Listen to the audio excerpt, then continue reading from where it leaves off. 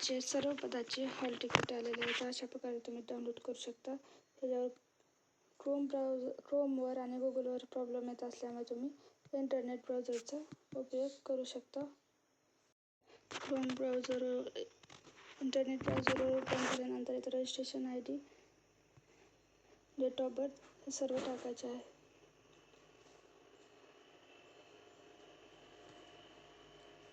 अशा प्रकारे तुम्ही सर्व माहिती टाकल्यानंतर जनरेटवर क्लिक केल्यानंतर हॉल तिकीट डाउनलोड होते. ते डाउनलोड झालेले हॉल तिकीट तुम्ही ओपन करू शकता.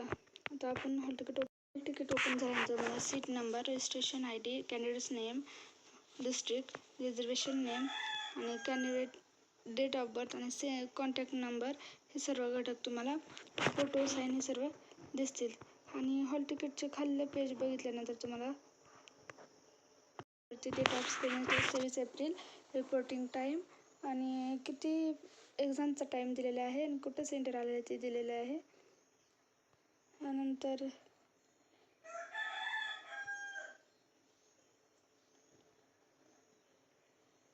तिथे इन्स्ट्रक्शन दिलेलं आहे. तुम्ही हॉल तिकीट डाउनलोड करून सर्व इन्स्ट्रक्शन वाचून घ्यायचे आहे.